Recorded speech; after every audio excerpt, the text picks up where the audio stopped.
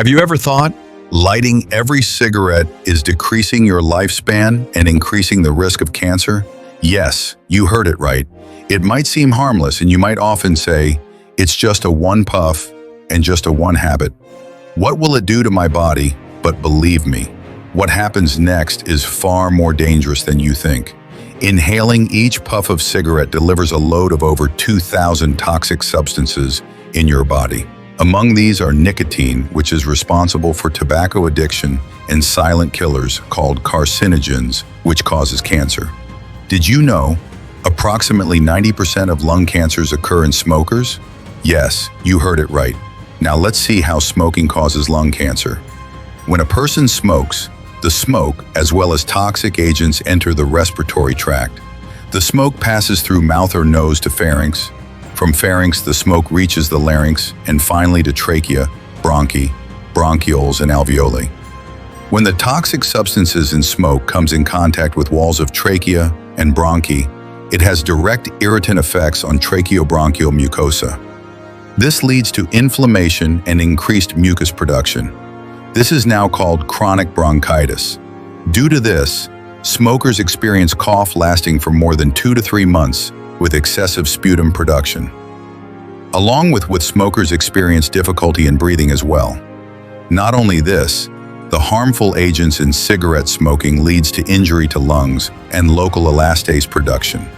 The elastase causes permanently dilatation of your respiratory tract, leading to a disease condition known as emphysema. Well, these are short-term effects of smoking. On long-term chain smokers, the major complication is cancer of different body parts, among which lung cancer is the most common one. Certain toxic agents in smoking, like polycyclic aromatic hydrocarbons, nitrosamines, and polonium-210, are known to be carcinogenic, which are responsible for lung cancer. Normally, our body tries to defend itself against any harmful agents. The cytochrome P450 enzymes tries to excrete these carcinogens outside the body. However, certain intermediates formed by these enzymes directly affect our DNA. The carcinogenic agents combine with DNA to form DNA adducts. These formed compounds are even more potent agents to cause lung cancer. Our lung has certain genes called Oncogenes, which are cancer-causing genes. These genes are not activated in normal, healthy individuals. Also, our body has genes that prevent the development of cancer in normal, healthy individuals. These genes are known as tumor suppressor genes. The major reason for development of cancer lies in mutations of these genes. The formation of DNA adducts, as discussed earlier, leads to mutation of these genes. As a result, it causes activation of oncogenes, which promotes cancer, and suppresses tumor suppressor genes, which prevents development of cancer. Overall effect of these mutations is rapid development of lung cancer.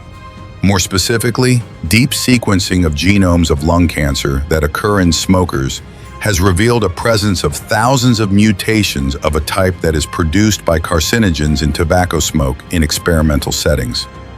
The risk of developing lung cancer is related to number of pack years or cigarettes smoked.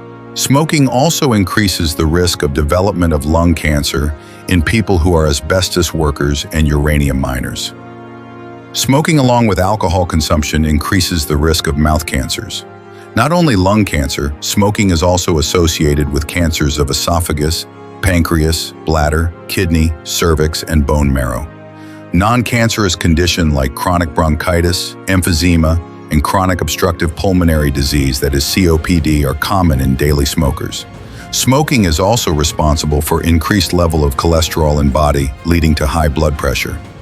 On long term, this might lead to heart attack or myocardial infarction. This effect is even serious when pregnant women smoke cigarettes. It can cause spontaneous abortion and preterm birth of baby, and results in intrauterine growth retardation. The born babies are low birth weight and have risk of multiple diseases. Sometimes, even non-smoker persons may develop lung cancer. Some cases of these are due to passive smoking. When smoke exhaled by smokers is taken by nearby non-smokers, it is even more dangerous. In the United States, approximately 3,000 lung cancers' deaths are attributed to environmental tobacco smoke rather than true smokers. Studies also report that every year, 30,000 to 60,000 cardiac deaths are associated with exposure to passive smoke. All these data are enough to make you afraid how dreadful smoking is. Transient pleasure of smoking comes with heavy long-term price. So, why not to quit smoking if every cigarette is destroying your health? Every puff damages your lungs. Every cigarette steals your breath. So why not choose life over smoke? Thank you for watching this video carefully. For more informative videos like this, don't forget to like, comment, and subscribe this channel.